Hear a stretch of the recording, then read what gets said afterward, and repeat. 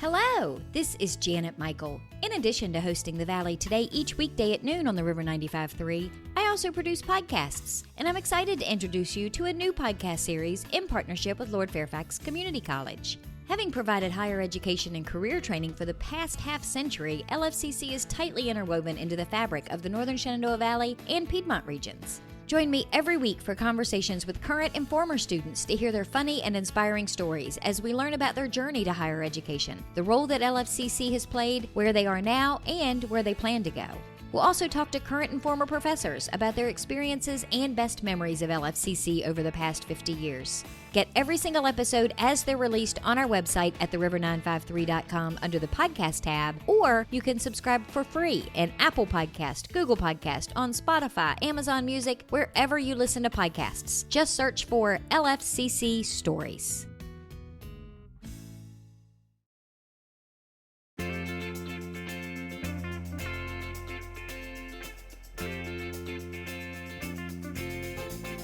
Hello and welcome to The Valley Today. I am your host, Janet Michael. It is Thursday, of course, as you are listening to the show today. We, however, have pre-recorded our conversation, but not on a Zoom screen. I have left my house, I have crated those puppies, and I am sitting outside at Richard's Fruit Market to have a conversation with Eddie Richard.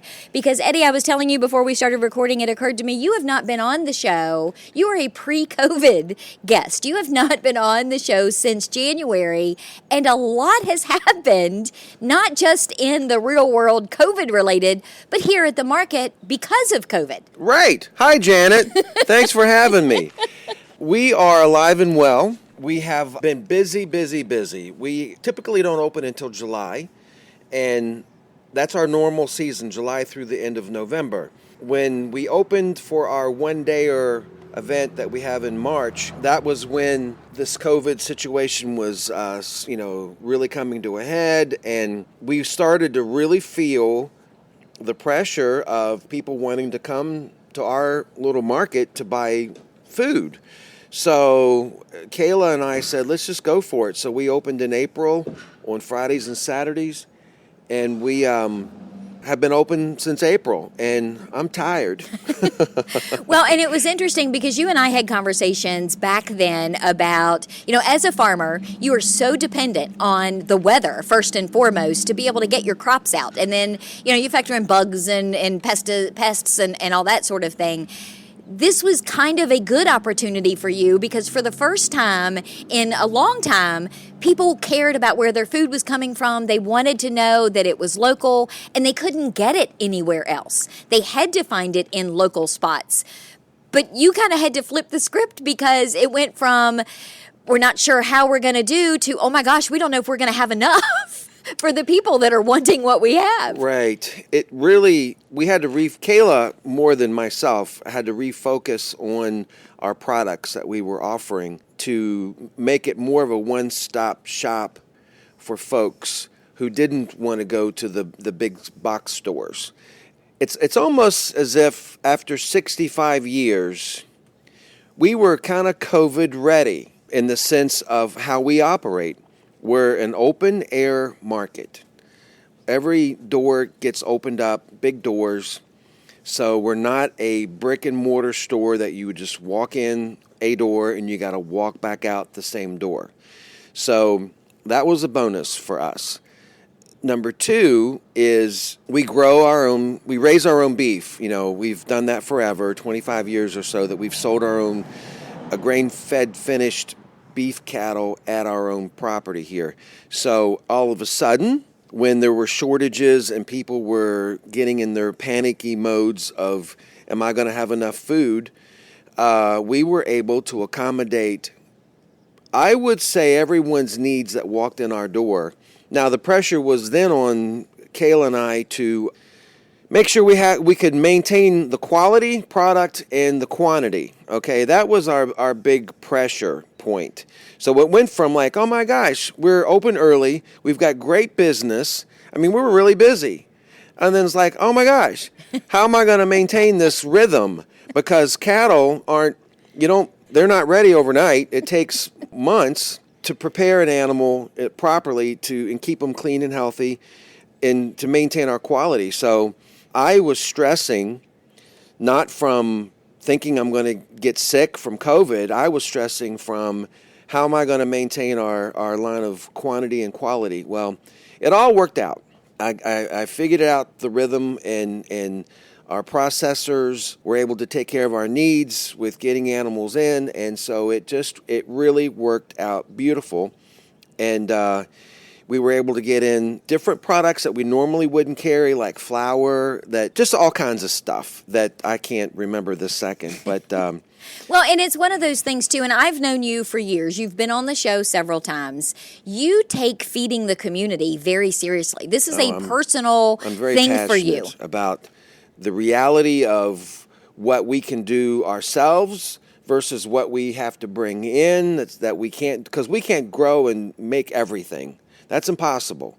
So my name and label is on a lot of products that we don't produce, and I let everybody know that even though my name's on this jar, I'm not making every 15 varieties of jellies. It's impossible. But you do have products that have your name on the jar that you are making. The apple butter is a good example. You've added the tomato vegetable mix. soup, the tomato mix, things like that. Salsa. We've been able to expand some of the products that we create ourselves. Plus, Kayla has exploded into the bakery line with adding cheesecakes. She's got edible tarts, cookie dough. All kinds of things. Yeah, the regular pies that we do, and then we've added in just this fall apple butter cinnamon donuts that we don't do those. We don't make those. We get them in fresh weekly, and we are creating our own caramel apples as well. Those are hand dipped here. And I will say the donuts come from the Apple House. Best apple butter donuts on the planet. George McIntyre and Katie Toole, my favorite people in the world. So we got to give them shout-out props. They're great people. They've just been so supportive, and just and that's another thing with this. Our local community, farm community, has sort of, if another place has something that I'm not able to produce, we're able to get it, and it's just worked out really great. So we're maintaining our oh, and another thing that just dawned on me is with our wonderful customer base that we have been finding out that a lot of our own customers have created delicious foods themselves or items. You've got a lot of makers that we are have customers. A lot of makers that come in to buy products from us, but then we find out, oh, this young lady does chocolate pumpkin bread. So we've started selling that, and it's flying out the door. It's homemade chocolate pumpkin bread. We've got homemade candles by another beautiful young lady they are so popular. I love them. The Bold Buffalo, I love those candles. They are fantastic. Coffee from Front Royal. Happy Creek. Great customers that are supporting us, and now we're in turn able to help support them and their products. We've got mead, wine. Misty Mountain. We've got Star of the Valley wine from our neighbors and friends down the road here. In Shenandoah County. The list goes on and on with product cheeses. We've got goat cheese from this lovely family in Front Royal, and we've got cheddar cheese, different flavors from Berryville. That's something Kayla really has been working hard on, is sourcing as many products that we can get out from our own customers. And I know that was always part of her long-term plan. We've talked about that in the past, that was something she wanted to do. Do you think COVID and that circumstance accelerated all of that, or gave you more of an opportunity to reach out to some of those people or find those people or have them find you because we were in the middle of a pandemic so that you could expand even faster? No. Well, okay then. I think that I just think it was just it just happened. The young family in Front Royal that's doing the goat cheese, that's something that they've been working on and just been able to start. It had nothing to do with the COVID that I know of. So a lot of this was already in motion prior to this COVID situation, and it just benefited us as the season progressed. It just ended up coming full circle in the middle of a pandemic. Exactly, which had nothing to do with the pandemic. It's just matter of circumstance that it was kind of meant to be. Well, let's take a quick break, and when we come back, the other thing that I want to talk about are your festivals, because you added some new ones this year. Yeah, we did. You took advantage of the fact that you have so much outdoor space. You've got another festival that's coming up on the 14th, so I want to get the details for that. Can we do all of that in the next segment? Yes, we can. You're so agreeable. This is so unlike you. I know. We're going to take a quick break. When we come back, we're going to continue our conversation with Eddie Richard. He is the farmer in charge at Eddie's Fruit Market, at Richard's Fruit Market on Middle Road. We'll give you the details for their address and their hours and all of that when we come back and talk about festivals in just a couple of minutes. Do you know anyone who is struggling with financial hardships because of coronavirus? Our new webinar called Coping with the Money Crunch can help. We'll talk about immediate options to consider, revising or creating a spending plan, and lots of community resources. Then we'll cover how to narrow your priorities, contact creditors, and avoid scams and risky loans. The webinar is free, and you can either join by phone or through Zoom on a smartphone, tablet, or computer. You can find out more by visiting the Northern Shenandoah Valley Financial Education Program on Facebook or calling Karen Poff at 540-635-4549. Let me show you how to make your own plan or help someone you care about get through the crisis. Call 635-4549 or visit at NSV Financial Education on Facebook today.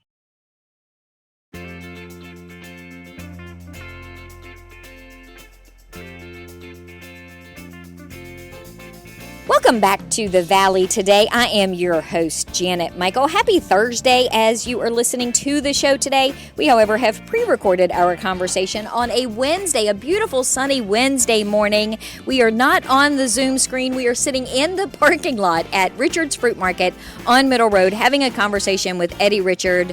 And Eddie, we kind of jumped right into our conversation at the top of the show. Tell me, you're a fifth generation farm here at Richard's Fruit Market. Give me the history of the market. My great-grandparents in 1878 bought the farm. And so we have been full-time farming since 1878. My great-grandparents, my grandparents, my mom and dad. Mom and dad was the third generation. Mom and dad started Richard's Fruit Market the year of their marriage, 1953. So we're in our 66th year as Richard's Fruit Market.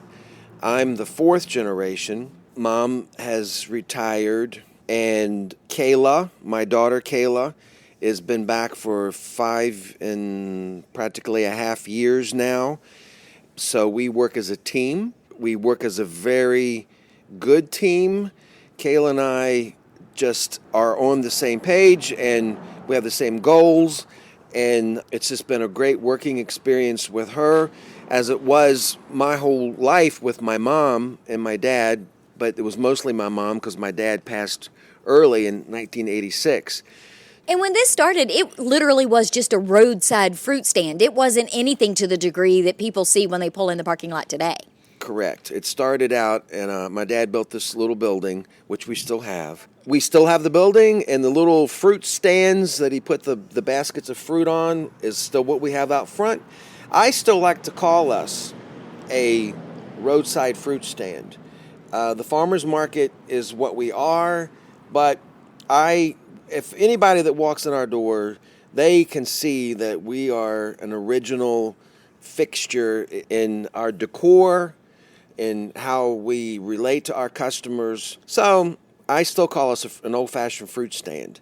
And we're in the middle of apple season right now, or at the end of it.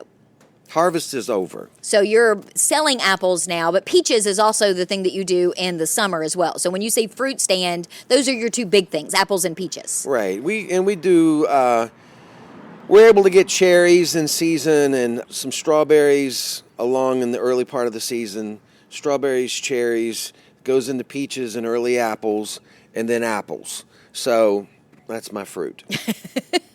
Now, the other thing that you have kind of done more so in the last 10 to 15 years are festivals. You've done a peach No, festival. It's been. Has it been longer than that? Yeah, it's over 25, see- 25 to 30. Well, I'd say close to 30 years. I'm so young. It's I so know, before you my weren't time. Even, you were not even born. So, But you always have done a peach festival and an apple festival. Those have kind of been the cornerstone Right. festivals. This year, you added a tomato festival. well, over the 30 years of doing our festivals, we did a gourd festival for 14 years. I've had a couple of wine festivals here. As I'm aging and we're kind of going with the flow of things, this year I'm not going to say nervous about having our first peach festival in these different times. Because it was August. It was August, yeah. It's the third Sunday in August, but we set up our outdoor event differently than in years past. We had a kind of a standard setup in years past. We wanted everything to be a little bit more roomier, a little bit more cozier for the people. So we set it up that way. We spread things around, and it was a huge success. People were comfortable. I didn't receive any "you should have done it that way," fella. Didn't hear any of that. Everybody just was happy to get out. It was an all-outdoor event. We had to postpone the Peach Festival from one Sunday to the next Sunday because of impending bad weather, which was a good move because it was, and it ended up being a gorgeous day. So with that success, we were less hesitant to do, let's try something else. So that was August was peach. September, we were having boatloads of tomatoes from our gardens just rolling in. I mean, like an incredibly tremendous crop. Well, a little over a year ago, you added the greenhouse. So you have access now to grow year-round, Yeah. more so than you would have a couple of years ago. But the outside gardens, everything was favorable for them to just explode for us. So one of our young employees, she says, well, why don't you have a tomato festival? I'm like, all right. So that's what we did. And our feature for the day was fried green tomatoes, and it went over huge. So we had a bluegrass music, we had fried green tomatoes, we had our burgers that are raised on our own farm here. Wine and craft beer tastings. We had wine and craft beer, and we had salsa made with our tomatoes, delicious salsa and chips. That was our first, and it definitely was a huge success. Everybody had another gorgeous day. So that's going to be a permanent fixture. In September? In September. And then we had our annual Apple Festival, third Saturday in October, and we kept the same setup, and we changed our specialty tent on the day's foods to be caramel apples, and everybody loved those. And so we had, plus other apple themes foods for the day. So we were like, you know what, let's just keep this wonderful flow going, because people are coming out to our little farm and relaxing, listening. It's a free event to come in. Well, and it's family friendly. You have the petting zoo, you have barrel train rides, you have all of these things Right. that you can do for the kids too to get And them it's out of the house. all open air outside. And so I said, all right, let's come up with an activity for November. And what is it the people come here that they enjoy, which is the bluegrass and the flights of beer that we can sell. And it's going to be November, so let's throw in a bonfire pit, not knowing what the weather's going to be. We're going to do it anyway. Never had one. It's happening. So it's bluegrass, brew, bonfire, and gourmet burger sliders. I love sliders. And we've got this great chef, Brian, who is really at ease with doing what he does. So we're featuring sliders.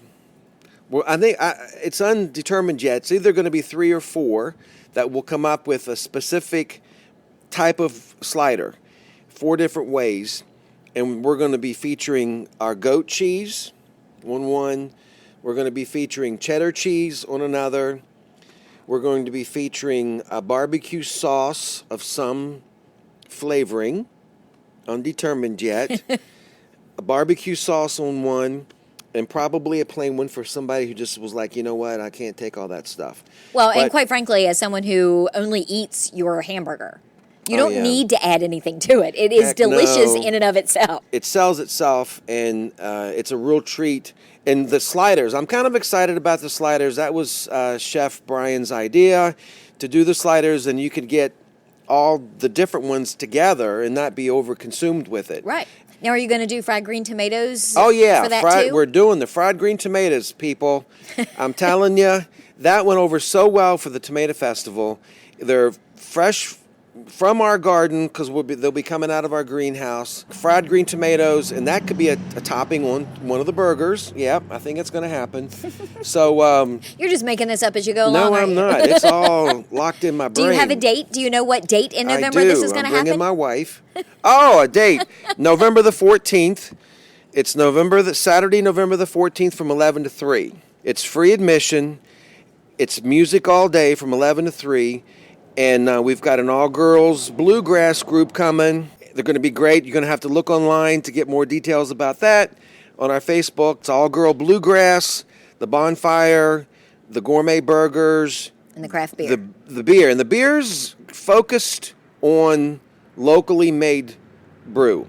Because you have Escutcheon, you have Winchester Brew Works, I believe. We do. And we're getting hard cider from Winchester Cidery. Winchester Cider Works. Cider Works, that's right. So we're focusing in on, of course, all the local products that's humanly possible that we can get to put this party together. Local talent, the wood and the bonfire is going to be from our orchard. Bring your chairs. It's a free admission to come in. It's a family-friendly event. If it's going to be chilly, wrap up, bring a blanket, come on. If it's going to be hot, wear a t-shirt. Work it out. So it's all going to be great. We're excited about it. And my daughter, my beautiful daughter, and my partner in crime will be in her 9th month of pregnancy at that point. And so she's like, oh, my God, Dad, are you sure? And I can't believe she let you do this, quite frankly. Let's do it. So, it's happening. As you frequently say, it's happening. It's going to be happening. It's a happening thing. And Kayla's going to have a beautiful baby boy come December. And that'll be Generation 6. We're already in the Generation 6. So, yeah, this will be the 6th generation. And I want to say thank you again to all of our wonderful customers that's been coming out all these years, and especially this year when things were so uncertain. It's really made our year, 2020, one of our best ever. Thank you. Before we wrap up, give me a rundown of the apples that you have currently in stock at the market. Got it. We've got Red Delicious, Golden Delicious, Yorks. Now, for limited supply, we've got Pink Lady, Stamen, Nittany, Grimes Golden. Got a few Grimes Golden, not many left. Ida Reds, Fuji's. Did I say Granny Smith's? I don't remember. I don't think so. Granny Smith's. And if I've missed one, I'm sorry. You'll see them when you get here. You'll see them when you get here. And you don't do the pick your own out of the orchard. You take the labor out of it for customers, and they can pick their own out of the bin, which makes it a whole lot easier for the lazy folk like me. It is an offer for those folks. It's not our main shtick. It's there if somebody wants to trudge up into the orchard and do that. We have the main trade is people picking out of the bins, the graded #1 apples that we have done all the work to get them looking pretty. And this year was a big challenge because with the very cold spring, I'm not going to let you forget it, really did its damage to some of the skin of the fruit. So not every apple is beautiful, but under that skin, it's delicious. I'm glad you think so. So what are the hours here at the market? We are open Monday through Saturday, 9 to 5, Sunday, 10 to 4, to the end of November. And then starting in December, without wanting to lose the rhythm of our beautiful customers, we're opening every Friday and Saturday till Christmas. Every Friday and Saturday in December through Christmas. And we still take people by appointments, off hours, especially in December. Not everybody can make it, so they can just give me a call, and I'll meet them at the market anytime, 24 hours a day, 7 days a week. No, Did you I say won't. that out loud? No, you won't. Oh, okay. No, you won't. No, I wouldn't do that. But for real, I mean, we can accommodate anybody's needs. If people are nervous still about the COVID, we're still doing curb service. But they can come pick up a couple of pounds of burger. They can get some roasts. They can get some steaks. They can pick up some apple butter. They can get pies. Some any of that. Chicken, seafood. It's all froze. We're going to do specialty orders on oysters for Thanksgiving. So you can call about that. Pre-order, prepay, you can get oysters for Thanksgiving weekend. But we have the apples, the vegetables, the desserts, the wine, the beer, the dairy as far as holy cow milk and cream cheese dips, local cheeses, country ham sandwiches available, Rod 11 chips, it just goes on. But if there's something and cider, we've got Rinker's freshly squeezed apple cider, and we still have peach milkshakes. We still got them. It's still happening. We thought we were getting low, and then lo and behold, you open up another freezer door, and there was 14 more gallons of our delicious peach mix ready to go. So we are not out, folks. So they can get them at the farm party on November 14th between 11 and 3. That's a hopeful thing. And I will put links to your Facebook page. You can find people can find you on Facebook at Richard's Fruit Market. RichardsFruitMarket.com is the website where you can also order, and to a certain degree, a good deal of your inventory as well. Eddie, thanks for taking some time out of your busy farm morning to sit here in the sun and hang out with me, considering literally I texted you an hour ago and said, hey, I'm coming over to record a radio show. I got a guest reschedule. Janet, anything for you, honey. We'll be back tomorrow. I'll have a brand new episode of The Valley Today ready to go for you. Actually, I'm talking with Mark Sutphin from the Extension Office about the spotted lanternfly tomorrow. So meet me back here a few minutes after noon, and I will have that show ready to go for you.